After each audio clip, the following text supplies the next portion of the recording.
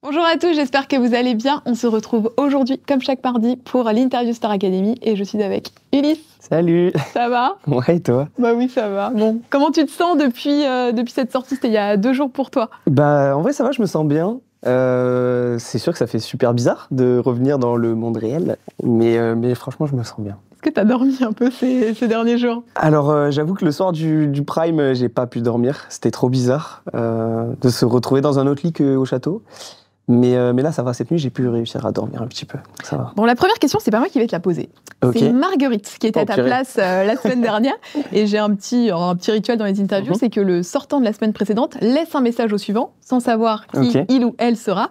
Et donc, Marguerite a une question pour toi. Ok.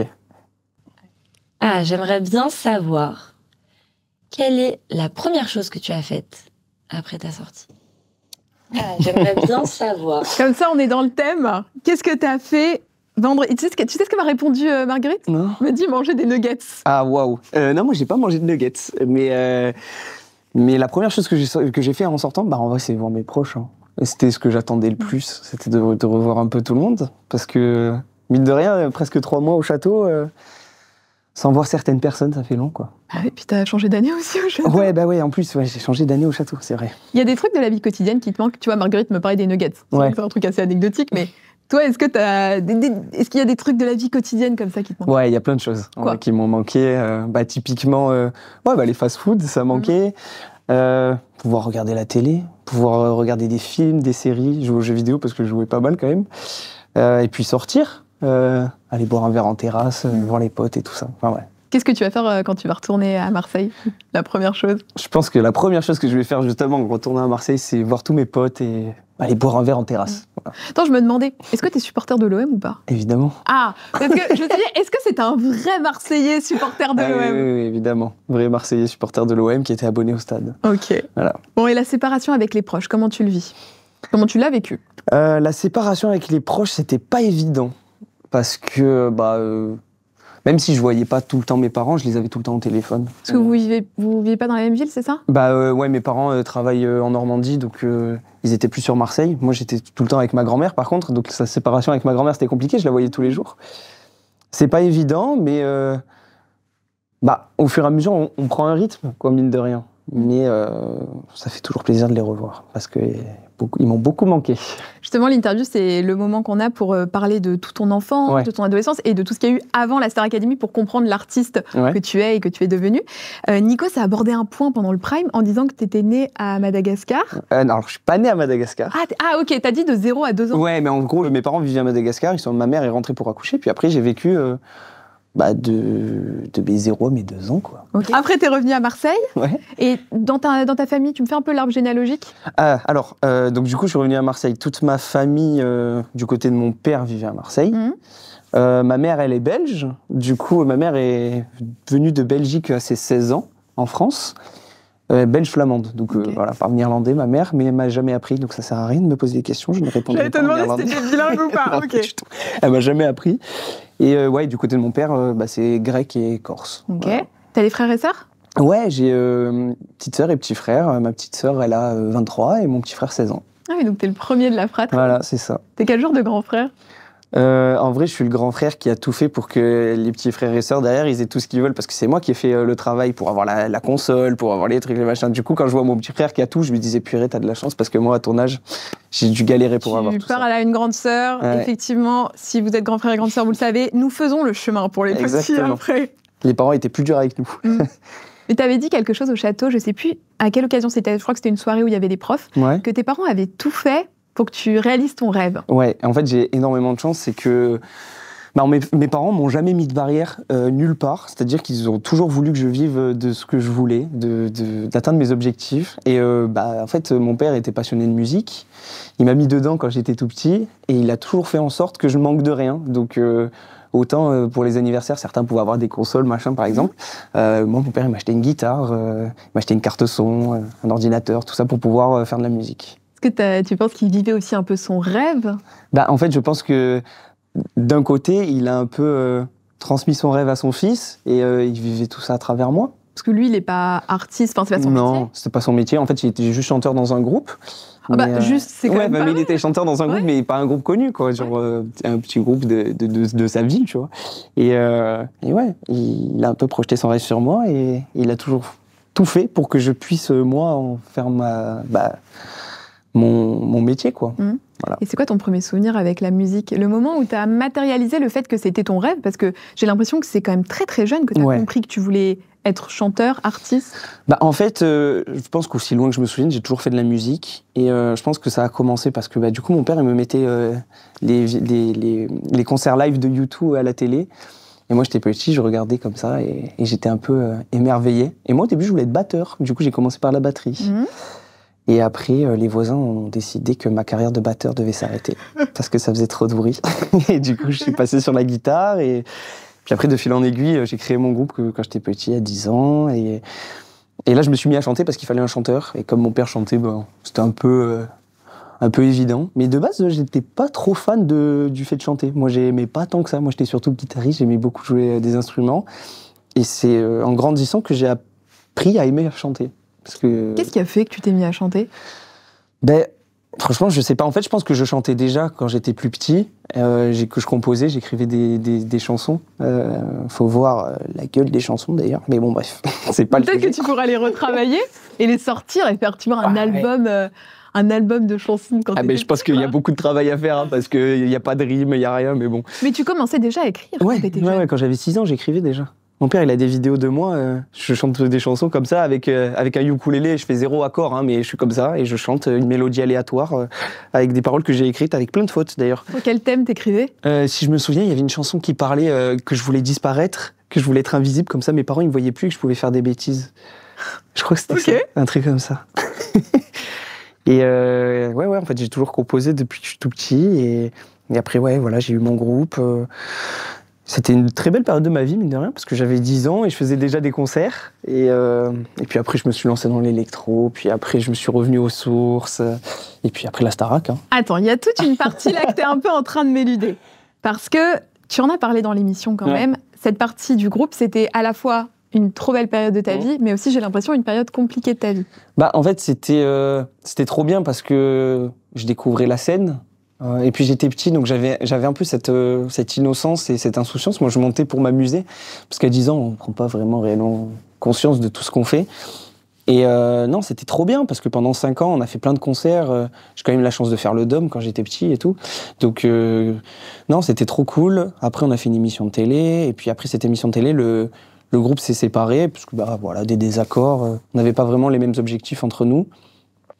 C'était quoi ton objectif, toi ? Moi, j'ai toujours voulu vivre de la musique, j'ai toujours voulu aller jusqu'au bout.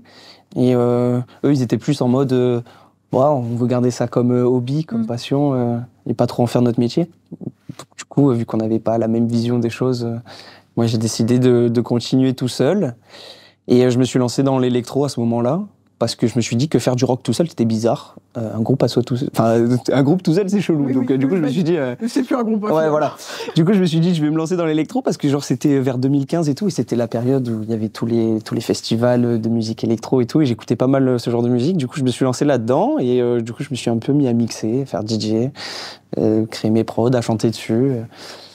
Et voilà, ça a duré jusqu'à mes 19-20 ans, je pense, quelque chose comme ça. Et après, ça m'a un peu saoulé, en fait, de mixer. Je voulais retourner aux sources, retourner aux instruments, chanter. Et du coup, je me suis remis à chanter avec ma guitare et à faire des reprises, à composer toujours dans mon coin. Et voilà, après, la Starac est arrivée. Hein. Et comment tes proches t'accompagnent dans toute cette période de transition ? En fait, mon père, au début, quand on avait le groupe, c'était un peu le manager. C'était lui qui nous trouvait les dates, etc. Il était grave derrière nous. Puis après, quand j'étais dans ma phase électro, mon père m'a aidé à trouver un label, une maison de disques et tout. Mais bon, du coup, ça a pas fonctionné. Mais en fait, mon père a toujours été là derrière moi. On va dire que c'était le plus impliqué de tous mes proches musicalement. Et en vrai, je le remercierai jamais assez, parce que si j'en suis arrivé là, c'est vraiment beaucoup grâce à lui, quoi. Oui, puis je pense que c'est important aussi. Tu vois, j'ai pu en discuter avec tous les gens qui sont venus sur ce canapé. Quand tu as les parents qui te soutiennent, notamment quand tu vas participer à un télécrochet, t'es tellement plus salvateur et je pense plus simple aussi parce que tu as moins cette pression de devoir annoncer à tes parents que tu vas participer à une émission. Comment ça s'est passé pour toi? En fait, moi de base, je regarde pas la télé. Donc tout ce qui est émission de chant et tout, je regarde pas trop. Et c'est ma sœur qui m'avait parlé de la Starac, qui m'avait dit regarde Pierre Garnier, il a un peu le même profil que toi, il chante, il fait de la guitare et tout. Je fais ouais ok, allez, laisse-moi tranquille. Elle te l'avait dit à quel moment ça? C'était c'était pendant la saison. Donc Pierre n'avait pas encore gagné. Non, Pierre n'avait pas encore gagné, c'est pas mal ça. Pierre n'avait pas encore gagné, d'accord. Pierre n'avait pas encore gagné la Starac. Non, il n'avait pas encore gagné. D'accord. Et c'était à ce moment-là qu'elle m'en parlait et tout. Et puis après, quand les castings ont ouvert, elle m'a dit oui, non, faut que tu t'inscrives et tout, inscris-toi. Elle m'a tanné. Je fais bon, allez, ok, pour te faire plaisir, je m'inscris en me disant bon, de toute façon, on me rappellera jamais. Et au final, faut croire que si, on m'a rappelé. En fait, plus que ça, on m'a démarché sur les réseaux. Mais alors, on t'a démarché sans savoir que j'avais postulé. En fait, mon dossier n'avait pas encore été traité quand on m'a démarché. Comment t'as su ça? En gros, j'ai reçu un message sur les réseaux et on m'a dit « Coucou Ulysse, je suis tombé sur ton profil, on aime beaucoup ce que tu fais, est-ce que ça te dirait de participer au casting de la Star Academy ?» Je fais « ouais, ça tombe bien parce que je me suis inscrit. » « Ah bon, tu t'es inscrit? On n'avait pas traité ton dossier. » Voilà, ça s'est passé comme ça. Okay. Ah oui, donc là, c'était vraiment... Ouais, un peu l'alignement de... Ouais. Il faut y aller, quoi. Ouais, c'est ça. D'accord. T'en parles quand à ton père de ça?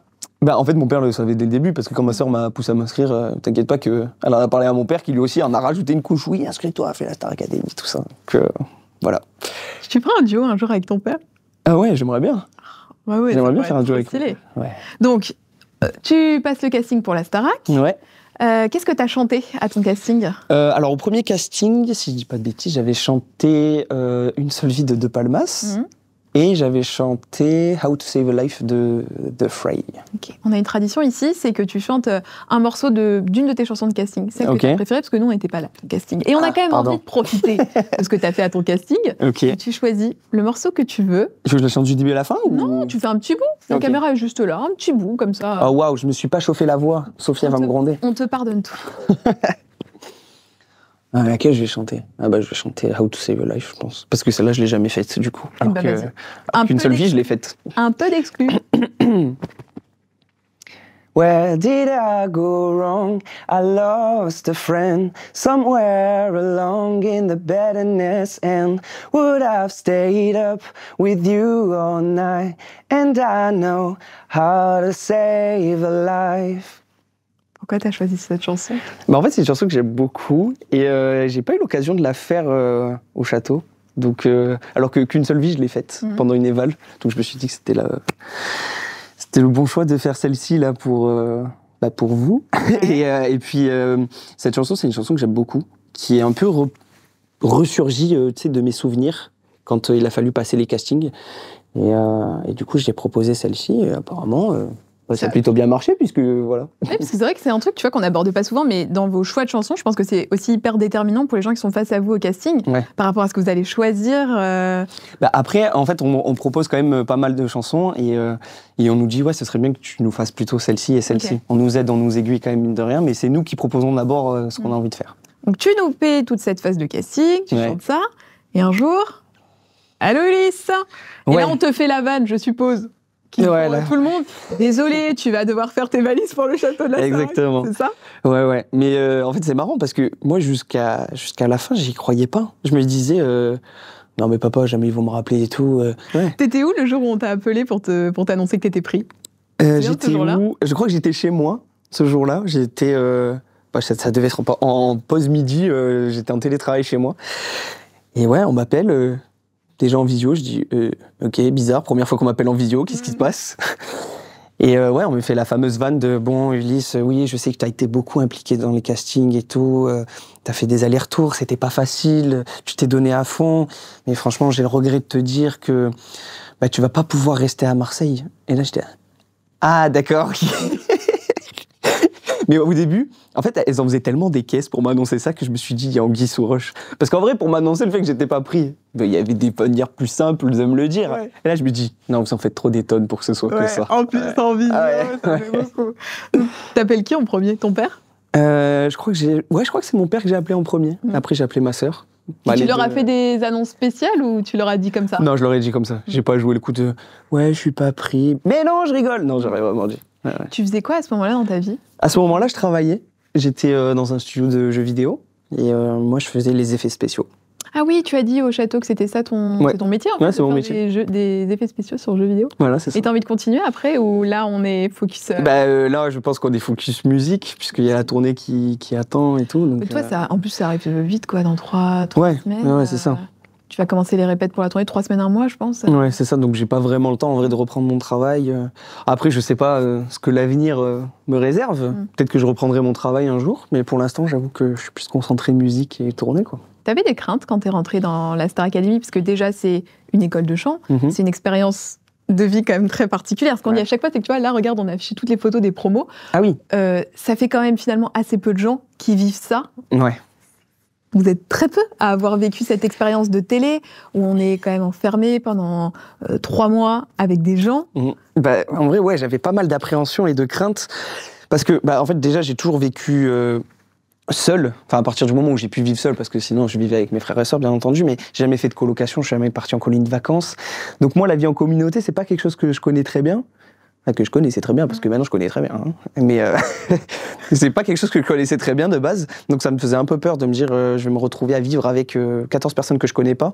Comment ça va se passer? Est-ce que je vais bien m'entendre? Comment je vais vivre l'expérience? Après, il y a le fait de se sentir filmé tous les jours.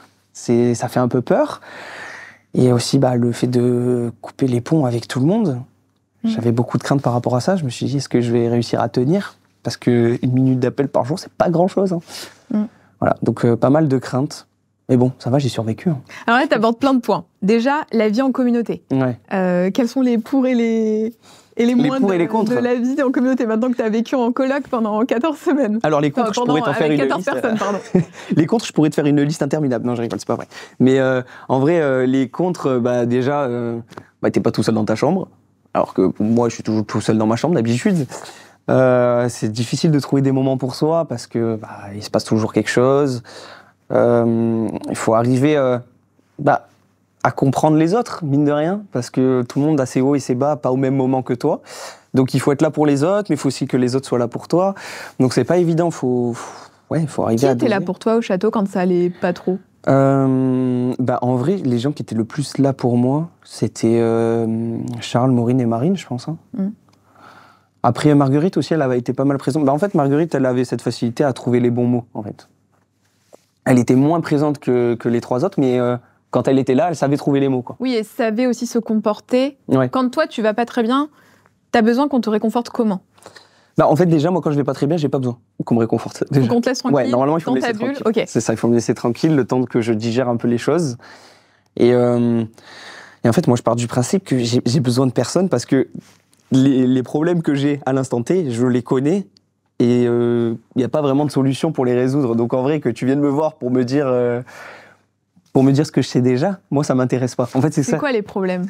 Par exemple, c'est dur d'entendre tout le monde chanter H24 dans la journée. Enfin genre, c'est bon, il est 23h, s'il vous plaît, on arrête. À part dire aux autres d'arrêter de chanter, tu vois, il n'y a pas grand chose à faire. Et puis quand tu ressens le manque d'une personne, on va te dire, je sais que c'est dur. Mais bon, on va pas te ramener la personne dans le château, tu vois ce que je veux dire. Donc c'est compliqué. Et il n'y a pas vraiment de bons mots à trouver, mais je trouve que Marguerite, elle s'en sortait pas trop mal. Maureen aussi s'en sortait bien. Et les points positifs alors? Et les points positifs. De la coloc. En vrai, se retrouver avec 14 personnes qui partagent ton rêve, c'est trop bien. Parce que du coup, tu te sens entouré. Parce que mine de rien, en fait, le fait d'être artiste, tu te sens un peu exclu dans la vie de tous les jours. Parce que tu as une sensibilité qui n'est pas la même, tu n'écoutes pas les musiques que tout le monde écoute, forcément. Et là, tu te retrouves vraiment avec des gens qui partagent ta passion, qui ont les mêmes ambitions que toi, les mêmes rêves. Donc c'est trop bien. Et puis, en fait, ça m'a permis de m'ouvrir aussi socialement et humainement. Donc c'est trop bien. Et puis, les fous rires qu'on a eus. Il y a une sacrée ambiance quand même, mine de rien. Ton meilleur fou rire? Mon meilleur fou rire. Ou ton meilleur souvenir, tu vois, vraiment? En vrai, je pense que c'est quand on était dans la douche avec Charles et Franck, et que Franck il commence à nous envoyer le jet d'eau froid dessus, à Charles et moi. Nous, on sort énervé, on remplit des... Je sais plus ce que c'était, moi je remplis un vase d'eau froide, et je lui verse tout sur la tête, comme ça, quand il est dans la douche. Puis lui pète un câble, il ouvre la douche, et commence à nous arroger avec le jet d'eau dans toute la salle de bain et tout. Non, c'était trop drôle. En fait, tu redeviens presque un enfant, finalement. Toi, t'étais le plus âgé dans le château, ouais, en plus. C'est ça. T'as senti un décalage avec les autres? Bah, au final, pas tant de décalage en vrai. Parce que je me suis jamais considéré plus âgé que eux, genre. Je me suis toujours mis sur un même pied d'égalité. Après, c'est sûr que j'ai forcément vécu plus de choses qu'eux, et donc peut-être qu'il y avait une certaine maturité en plus, mais je l'ai pas ressenti. Voilà, honnêtement. Bon, et dans les moins, t'abordais aussi la séparation avec les proches. On a vu ta copine, Lily, et j'avais parlé de ça avec Maureen quand t'as été venue, parce que Maureen aussi était en couple, et on avait vu son chéri Tom, je crois, de mémoire, dans les primes, comme toi, on a vu Lily. Comment vous avez préparé cette séparation? Parce que je me doute qu'il faut quand même en parler un peu, quoi. Comment on l'a préparé en vrai, on l'a pas vraiment préparé. Enfin, je veux dire, on savait que ça allait être quelque chose de difficile, mais ce qu'on s'est dit, c'est que si on arrivait à surmonter ça, en vrai, on peut tout surmonter. Parce que être séparé de la personne que t'aimes pendant 3 mois et pouvoir l'appeler qu'1 minute, c'est quand même dur. Donc, en fait, on s'est dit, on va tenter l'expérience, et si ça marche, c'est que trop bien, en fait. C'est qu'on peut tout surmonter, quoi. Mais c'est quoi le débrief quasiment 3 mois après, 2 mois et demi? Écoute, des retrouvailles qui font très plaisir. Et mine de rien, ça a quand même été super compliqué pour elle à vivre de l'extérieur. Parce que moi, j'avais cette chance d'être protégé d'un peu de tout ce qui se passait dans le château. Mais c'est vrai que elle voyait tout ce qui se passait. Donc ça n'a pas été si simple pour elle. Ouais, mais tu vois, on en avait parlé avec Maureen, elle m'avait dit aussi que pour Tom, elle l'avait aussi protégé le plus qu'elle pouvait pour pas qu'il regarde trop les réseaux et tout ce qui se dit, quoi. Moi, je lui avais dit, regarde pas trop, essaye de pas regarder le live et tout, mais bon, impossible. En fait, elle était tout le temps sur le live. Oui, puis elle devait avoir envie de te soutenir aussi. Oui, oui, bien sûr.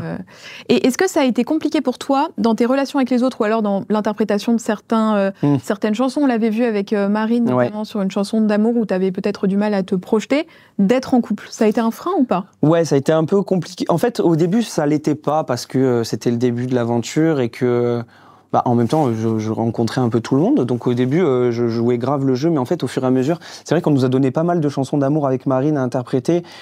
Et moi, en fait, je me mettais à la place de ma copine. Je me disais, purée, mais moi, ça me ferait trop chier que ma meuf, elle soit là à chanter tout le temps des chansons d'amour avec quelqu'un.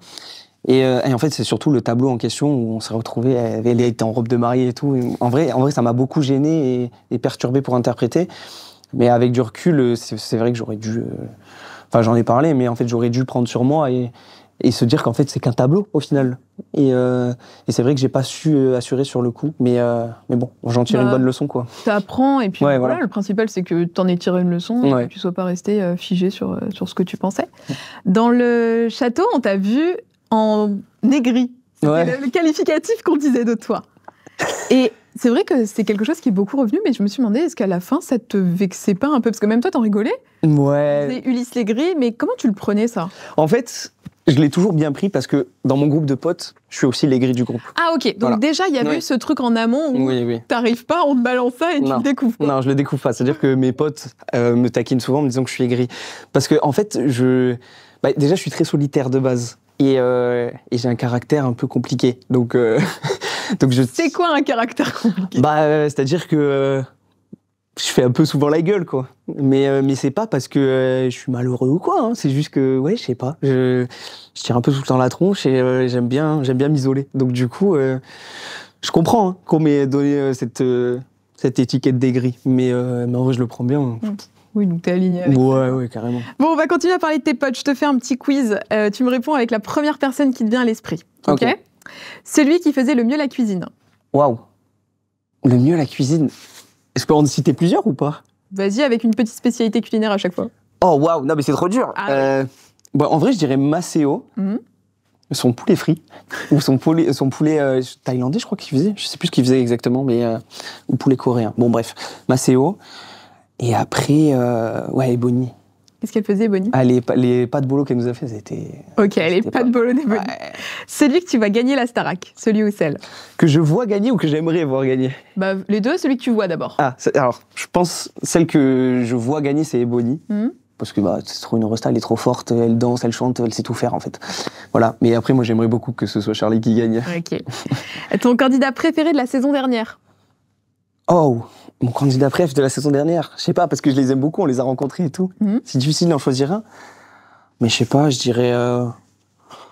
En vrai, je dirais Julien, Elena et Pierre. Voilà, j'en ai dit 3. J'ai dit ton candidat, j'ai pas dit tes candidats. Mais c'est dur de choisir. Bah oui, mais il faut. Bon, Julien et Elena. Ok, vas-y, je prends. Le plus drôle cette saison? Le plus drôle de cette saison, Thomas. Ta masterclass préférée avec un artiste ou quelqu'un de l'extérieur? Oh, je pense celle avec Kenji. Pourquoi? Parce que c'est un guitariste et que, en vrai, il nous a fait une masterclass pour nous faire comprendre que c'était important de jouer des instruments. Et c'est vrai. Voilà. Et non, et puis Kenji, il est trop drôle, il est trop sympa. Il était sorti du calendrier, non? Ouais, il était sorti du calendrier aussi. Kenji Girac. Ouais. Le plus travailleur cette année? Le plus travailleur? Bah, en vrai, on était tous des gros bosseurs. Hein. Mais je sais pas, je dirais Franck en vrai. Parce qu'il se couchait tard. Je l'étais tout le temps avec ses écouteurs dans les oreilles. Je pense que je dirais Franck. Ton prof préféré en incluant les répétitrices? Eh ben, les répétitrices. Tu m'en cites un. Fanny et Lucie. Non. Mais je peux pas, c'est trop dur. J'ai l'impression que ça a une identité, un duo. Mais oui, c'est comme si tu me demandais de choisir entre mon père et ma mère. Fanny et Lucie, c'est... Fanny et Lucie, ça passe. Le ou la plus attentionné? Bah en vrai, Marine. Hein. Qu'est-ce qu'elle t'a fait comme petite attention qui t'a touché? Bah quand j'étais malade, elle était là, elle me faisait des tisanes. Et puis, en vrai, elle s'occupait de moi quand j'allais pas bien. Et mine de rien, ça avait un peu d'importance à mes yeux parce que bah, pas tout le monde le faisait. Après, Charles aussi, il s'est découvert attentionné vers la fin aussi.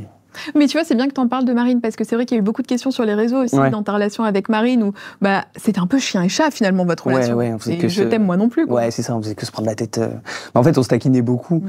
Mais parce qu'en même temps, elle réagit à la moindre chose, donc moi j'en profitais, ça me faisait rire, tu vois. C'est lui avec qui tu ne pourrais pas vivre en coloc à l'année. Il fait trop de bruit, trop de bazar, il ronronne. Ah purée, je pourrais citer les 14. Hein. Ah d'accord. Celle-là, c'est la première fois qu'on me l'a fait. Je pourrais citer les 14, hein, parce que moi, vivre en coloc, non merci. Ton binôme de l'aventure. Mon binôme de l'aventure, Charles. Ouais. À quel moment tu te rapproches de Charles dans l'aventure? Ben, en vrai, quand je me rapproche de Charles, quand Noah part, parce qu'au début, Noah était tout le temps avec Charles, ils étaient tout le temps tous les deux. Et c'est vrai que quand Noah est parti, Charles, il était un peu abattu. Donc du coup, je l'ai un peu pris sous mon aile. Enfin, j'ai essayé d'être là pour lui, pour qu'il puisse quand même vivre son aventure à fond. Et c'est là qu'on a commencé à se rapprocher. Et puis même, Charles, il a vachement gagné en maturité, il s'est vachement assagi au fur et à mesure de l'aventure. Et je me suis beaucoup attaché à lui, c'était comme mon petit frère à la fin. Si tu avais été à la place d'Ebony là, ce week-end sur Prime, Ebony a dû faire un choix. Donc déjà, composer les demi-finales. Et en composant les demi-finales, elle pense peut-être aussi, tu vois, à qui elle pourra avoir en finale. Si tu avais été à sa place, qui aurais-tu aimé affronter en finale, toi? Oh, la question, elle est trop dure parce qu'en fait, je me la suis posée déjà. Je me suis dit, imagine, c'est toi qui va en demi, qui tu choisis. Et en vrai, je saurais pas répondre, c'est trop dur. Alors, tu sais quoi? Qui t'aurais aimé avoir en demi et ensuite en finale? Si tu avais pu choisir, tu vois...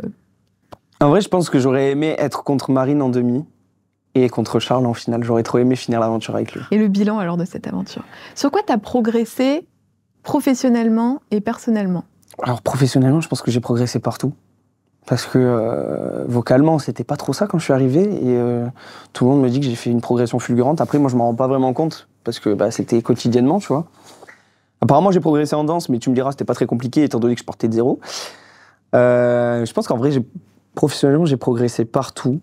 Et humainement, je me suis vachement ouvert. Parce que, voilà, c'est pas un secret. Hein. Je suis pas très sociable de base et tout. Et j'ai appris à m'ouvrir aux autres.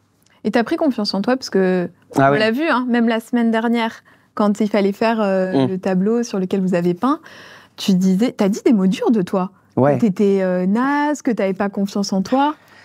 Ouais, ça a toujours été un problème, la confiance en moi. Je pense que la Starac a un peu contribué à ce que ça augmente un petit peu. Mais c'est pas encore ça. Ça va finir par venir, je pense. Et la Starac, ça a aidé alors? La Starac, ça a un peu aidé, ouais. En fait, le fait de se faire sauver par le public plusieurs fois, mine de rien, ça donne... 6 fois. 6 fois. Ça donne confiance en soi, mine de rien, parce que ça veut dire que... même si moi, je crois pas en moi, il y a des gens qui croient en moi. Donc ça veut dire qu'il doit y avoir quelque chose, en fait, que moi, je vois pas. Et ça aide beaucoup. Et parmi les profs, à la fin du Prime, tout le monde vient te voir. Enfin, j'ai cru comprendre ça, que tous les profs venaient, disaient un petit mot. Est-ce qu'il y a eu un prof qui a eu un mot, une phrase qui a plus résonné en toi, qui t'a touché? Ils ont tous été déjà très gentils. Ça fait trop plaisir de les voir un peu en dehors de tout ce contexte et tout. Et je pense que c'est Sophia qui m'a dit les mots les plus touchants, qui m'a dit qu'en fait j'avais un timbre de voix qui était incroyable et vraiment qui sortait du lot, qui avait rien à voir avec celui des autres, et que quand je chantais, en fait, ça lui transperçait le cœur et que vraiment ça lui faisait quelque chose, ça la subjuguait à chaque fois que je chantais. Et ça, vraiment, ça m'a fait du bien d'entendre ça, parce que moi, en arrivant ici, je pensais que j'avais un timbre normal, enfin, genre une voix banale, entre guillemets. Et du coup, d'avoir découvert ça de moi, ça me fait très plaisir. Et surtout venant de Sophia, prof de chant quand même. Oui, c'est vrai, c'est la prof de chant. Ouais, ça fait du bien. C'est d'autant plus fort. Dans quoi on va te voir après? Parce qu'on a vu au château que tu avais joué une de tes compos, Ouais. Fou. Ouais. Ça, tu l'avais posté, mais on n'avait pas de clip de ça. Alors, non, je l'ai jamais sorti, cette Tu l'as chanson. pas sorti? Non. Ah, tu l'as pas sorti? Non, j'ai jamais celle-là. sorti cette chanson. Ok. Je l'avais composée, je sais pas, peut-être un mois avant de rentrer au château. Et je l'avais composée en anglais de base. Et je l'ai réécrite en français derrière. Et ouais, je pense que c'est la première chanson que j'aimerais sortir. Oui, ce que je me suis dit, c'est le premier objectif, ça. Ouais, c'est le premier single que j'aimerais sortir. Et puis après, j'étais productif au château, mine de rien. Je crois que j'ai écrit un EP. Hein. Mais t'as écrit beaucoup, t'as composé beaucoup. Et avec les autres aussi, non? Ouais, Ebony avec Ebony, on voulait écrire une chanson. Au final, on n'a pas trouvé le temps de le faire. Mais j'ai écrit une chanson pour Charles aussi, bon, qu'on n'a pas fini aussi. Mais ça vous occupera là pendant que vous allez faire le tour de France. Ouais, c'est ça. Mais ouais, j'étais très productif. En fait, le fait d'avoir rien, enfin pas son téléphone, pas de divertissement, pas de choses pour occuper son esprit, moi je me suis mis à composer en fait. C'était la chose que je faisais dans mon coin, quoi. Mais c'est vrai que ça, le fait de pas avoir de téléphone, ça te remet quand même un peu les idées en place, je pense, en te faisant comprendre qu'on perd tellement de temps. Et je dis je me mets dedans, hein, comme des abrutis. Ouais, à scroller pendant 2 heures. Alors qu'à la place, tu peux être hyper productif. C'est ça. Bon, alors les projections, qu'est-ce que c'est? Dans quel registre on va te voir? Dans quel registre on va me voir? Bon, un peu rock. Oui, je me doutais Voilà. que t'allais pas me dire la pop légère US. Mais un peu pop rock en vrai. Ouais. Hein. Pop rock. En fait, j'aime bien sortir l'exemple de Post Malone parce que Post Malone, en fait, il s'est beaucoup diversifié dans ce qu'il a fait dans ses albums et tout. Et moi, c'est un peu ce que j'aimerais faire. C'est-à-dire me diversifier, mais quand même garder mon ADN rock à l'origine. Donc voilà. En vrai, c'est ça le registre que j'aimerais explorer. Et puis j'aimerais sortir un album et faire ma tournée après avoir fait la tournée de la Starac. Voilà. Ta guitare toujours? Toujours la guitare. Et des artistes avec qui t'aimerais collaborer? Il y aurait qui? Oh waouh! Ah, il y en a beaucoup, hein. Mais en vrai, c'est surtout des artistes internationaux. Parce que moi, j'écoutais pas beaucoup de musique française avant de rentrer à la Starac. D'ailleurs, c'est un des trucs que ça m'a apporté, c'est que j'ai fini par beaucoup aimer la musique française alors que j'en écoutais pas tant que ça. Oui, en plus, ça peut être un désavantage quand on te donne une musique et que tu la connais pas du tout. Bah ouais, mais c'était souvent le cas d'ailleurs. Ah oui On a donné des chansons que je connaissais pas. C'était quoi la pire? Alors... Ou vraiment tu t'es dit, ah là là, ça va être long cette semaine. En vrai, je pense que c'était la plus dure à apprendre. C'était celle... le fameux duo avec Marine où j'ai pas réussi à interpréter. Celle-là, elle était trop dure à apprendre. Oui, parce qu'en plus, tu avais la chanson à apprendre, l'interprétation à faire. Ouais, ça faisait beaucoup. Ouais, non. Et la mélodie de la musique était vraiment galère. En fait, elle était jamais la même. Donc, c'était compliqué. Et c'est marrant que je te dise ça parce que c'était même pas une chanson française en plus. C'est pas grave. Voilà. On fera comme si. Mais bon, bref. Mais ouais, du coup, j'ai découvert un peu la chanson française. Et maintenant, j'ai pris plaisir à écrire en français, quoi. Et donc, les artistes? Ah ouais, donc du coup, les artistes internationaux ou français? Les deux, fais-moi un petit top, on sait jamais qui peut passer par cette vidéo. Hein. Ok, français, j'aimerais beaucoup collaborer avec Excel Bauer. J'aimerais beaucoup collaborer avec De Palmas, mais je crois qu'il a arrêté la musique parce qu'il peut plus chanter. Donc du coup, ça m'embête un peu. Et j'aimerais bien collaborer avec Jean-Louis Aubert. Ah, ça c'est que ton délire, ça. Ouais, j'aimerais beaucoup. Jean-Louis Aubert. Après, même, j'aime beaucoup ce que fait Elena, en vrai, pourquoi pas. Et après, dans les artistes internationaux, je vais te sortir Post Malone, Justin Bieber, Ariana Grande, mais bon. Rêvons grand. Rêvons grand, hein, voilà. Dans les duos que t'as fait sur les Prime, t'as préféré faire avec qui? Waouh. Je pense que le duo Prime le plus mémorable que j'ai fait, c'était avec Marguerite sur À ma place. Et après, c'est avec Manon. Et en artiste En artiste Ah, en artiste, ouais. Je pensais en élève. Je pense que mon duo préf, c'était avec Jean-Louis Aubert, honnêtement. T'as eu le temps de parler un peu avec lui? Pas trop, mais en fait, on peut parler un petit peu pendant les répètes, les vendredis, quand on est sur le plateau. Du coup, j'ai un peu discuté avec lui et tout, et il est vraiment trop gentil. Et c'est vraiment un amour. Attends, mais qu'est-ce que tu lui dis? Qu'est-ce qu'on dit à Jean-Louis Aubert? Je sais, bonjour, déjà, je t'adore, et je suis fan de toi, j'écoutais tes chansons avec mon père, et puis après, je suis trop heureux de pouvoir chanter avec toi, parce que c'est un peu un rêve qui se réalise. Et puis, de toute façon, ils mettent pas vraiment de distance entre nous, ils sont trop sympas, les artistes, avec nous. Donc, ils nous mettent vite à l'aise. J'ai même chanté une chanson qui avait rien à voir avec lui, quand on attendait que le tampon se lève. Donc, Il te donne des conseils? Est-ce qu'un des artistes que tu as rencontré t'a donné un conseil, je sais pas, qu'on se donne qu'entre artistes, un truc qu'on connaît pas En vrai, tous les artistes nous ont donné des conseils, mais je pense que le truc qui a le plus résonné, c'était ce qu'avait dit Julien Doré. En vrai, j'ai pas collaboré avec lui, mais quand on l'avait rencontré, il disait que ça servait à rien de vouloir imiter les autres et que quoi que tu fasses dans la vie, il faut que tu te l'appropries. Donc ça a beaucoup parlé. Et ça m'a beaucoup aidé pour certaines chansons. Bon, et ta presta préférée, tout prime ou évaluation confondue? Waouh! Je vais te demander, la préférée ouais. Et celle que tu referais différemment. Ok, alors ma préférée, étonnamment, je pense c'est Et dans 150 ans. Parce que de base, c'était pas une chanson que je voulais chanter, j'étais pas trop fan. J'aime beaucoup Raphaël, mais j'avoue que cette chanson-là me plaisait pas tant que ça et j'avais beaucoup de mal avec le fait de me dire que j'allais devoir me défendre sur un prime où j'étais nommé avec cette chanson. Et au final, c'est la chanson que j'ai réussi le plus à m'approprier et j'ai fait une version qui me ressemblait énormément. Et sur scène, j'ai eu ce fameux truc dont parle Marlène, de rentrer dans la zone et tout, où j'étais vraiment complètement ailleurs à ce moment-là, où je l'ai chanté. Et même quand j'en discute, là, quand j'en ai discuté avec mes proches, c'est celle presta qui ressort à chaque fois. T'aimerais bien l'avoir sur la tournée?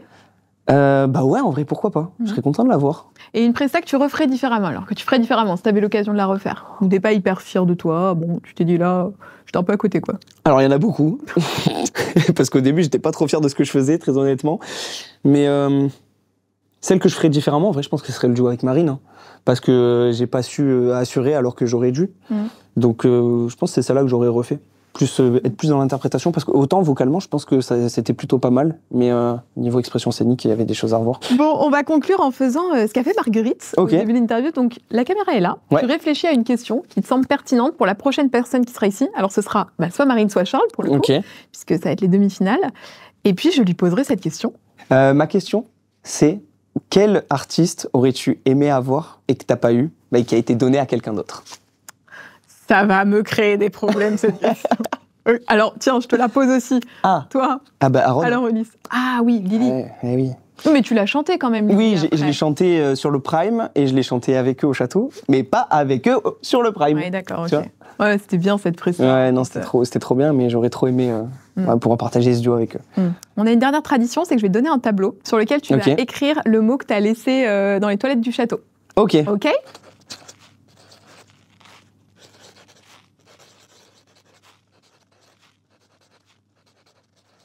J'avais même mis un smiley comme ça. Hop.